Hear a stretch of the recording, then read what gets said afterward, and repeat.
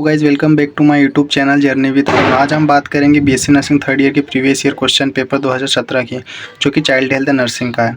आज हम section B के क्वेश्चन नंबर 1 को देखेंगे। Baby Pooja 5 years old admitted in the paediatric ward and diagnosed as a case of haemophilia. Haemophilia के बारे में अपने को देखना है। क्वेश्चन 1 में ए बी सी तीनों है, जिसमें हमको देखना है define haemophilia, types, sign and symptoms, treatment, nursing care and pathophysiology of haemophilia and nursing diagnosis. तो चलिए देखते हैं हीमोफीलिया क्या होता है। Haemophilia is a genetic bleeding disorder in which blood does not clot properly due to the deficiency of clotting factors. इसमें क्या होता है, हीमोफीलिया क्या होता है, एक जेनेटिक ब्लीडिंग डिसऑर्डर होता है जिसमें जो ब्लड रहता है क्या रहता है, क्लॉट नहीं बन पाता है। किसके कारण? क्लॉटिंग फैक्टर्स की डिफिशियंसी के कारण। चलिए टाइप से देखते हैं। पहला टाइप है haemophilia A, haemophilia B and haemophilia C. तीन टाइप्स होते हैं। हीमोफीलिया ए किसके कारण होता है? Deficiency of factor V3। And haemophilia B किसके कारण होता है? Deficiency of factor IX। और हीमोफीलिया सी रेयर होता है, डेफिशिएंसी ऑफ फैक्टर XI। ठीक है। साइन एंड सिम्टम्स देखते हैं अपन। Prolonged bleeding even from minor cuts, छोटे छोटे कट्स और घाव में से भी बहुत ज़्यादा ब्लीडिंग निकलना, खून निकलना। Joints and swelling due to the internal bleeding, swelling हो जाना जॉइंट्स में। नोज ब्लीडिंग होना, एक्सेसिव ब्लीडिंग आफ्टर इंजेक्शन और सर्जरी, ब्रूइसिंग इजीली। ठीक है, साइन एंड सिम्टम्स हो गए। अब देखते हैं अपन ट्रीटमेंट में क्या कर सकते हैं इसका। Replacement theory with the missing clotting factors V3 और IX। ठीक है। प्रिवेंशन ऑफ इंजुरीज से प्रिवेंट करना।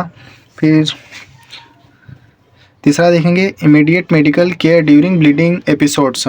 ब्लीडिंग एपिसोड जब आए तब क्या करना है कि इमीडिएट मेडिकल केयर प्रोवाइड करना है। Regular medical follow up. ठीक है। नर्सिंग केयर क्या क्या करनी है। Prevent injury and infection, educate parents about home care and emergency management, observe the sign of bleeding, encourage safe and non contact activities. अब अपन देखेंगे B, pathophysiology of haemophilia. Haemophilia की पैथोफिजियोलॉजी क्या है। तो ड्यू टू द ट्रॉमा और injury occur, अगर trauma और इंजरी हुई है तो ब्लड वेसल्स क्या होगी, डैमेज होगी।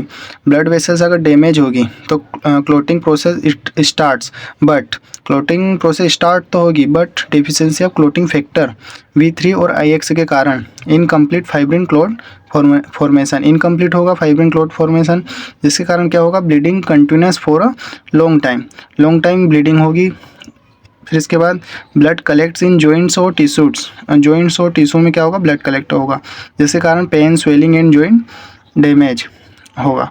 इसे क्या बोलते हैं, हीमो आर्थराइसिस, जिसके कारण क्या होगा, हीमोफीलिया। ठीक है। इसका सी देखेंगे, right 4 important nursing diagnosis in it intervention by using nursing process method. 5 marks में पूछा गया। तो इसकी नर्सिंग डायग्नोसिस पहले क्या बनेगी, risk of injury related to decrease clotting factor. ठीक है, पहली डायग्नोसिस ये बनेगी और ये इसके इंटरवेंशन है, स्क्रीनशॉट ले लेना आप।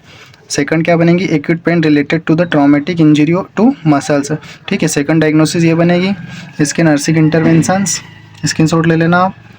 Third, impaired movement related to bleeding episodes. ठीक है, इसके नर्सिंग इंटरवेंशन। फोर्थ में ineffective coping related to the chronic illness. ठीक है, ये नर्सिंग इंटरवेंशन।